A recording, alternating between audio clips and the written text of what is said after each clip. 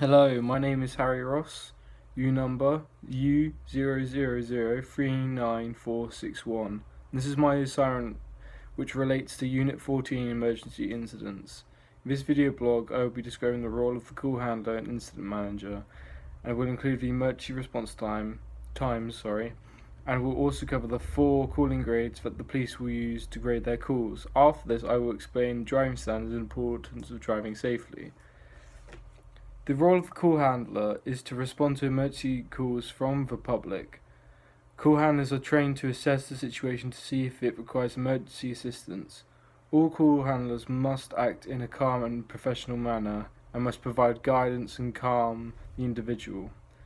Guidance might be in the form of basic first aid, like talking to the individual over the phone and asking if the casualty therewith is breathing.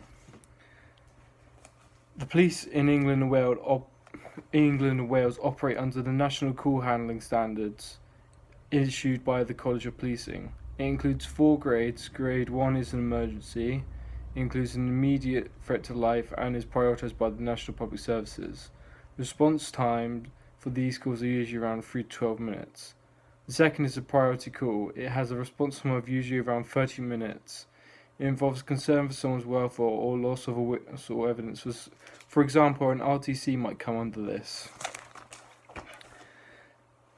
The third is a scheduled response, which is responded to whether units are available for dispatch/deployment. This might be something like collecting a statement from a witness. It can have response time of 48 hours. The fourth is a resolution without deployment and does not require police attention or concern.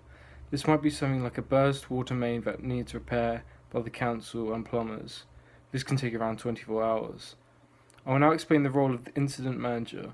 The incident manager is usually the supervisor and will usually take charge of serious incidents and will take responsibility for scenes and make the decisions of complex and difficult scenarios. I'm now going to be moving on and explaining the driving standards from standard to advanced. The standard driving level allows the officer to drive to low to intermediate vehicles and is not expected to use an unmarked car in a response to a pursuit. The standard level also includes training in identifying hazards, awareness and vehicular handling. Police officers are also exempt from some traffic laws when in an emergency. For example, a response driver has the ability to drive through red lights in an emergency but must be prepared to justify why. Others include observing speed limits, observing keep left-right sides and pedestrian crossings. This is from the Road Traffic Regulation Act of 1984 and the Traffic Signs Regulations and General Directions 2016. If officers abuse this power or do not meet the regulations in relation to their qualification, officers can face prosecution. This can lead to loss of job, imprisonment, or loss of qualifications. This really depends on the severity of the case. This is why all officers must take care and must follow law in relation to driving in emergencies, and all officers must be prepared to justify their actions. And this concludes my video blog.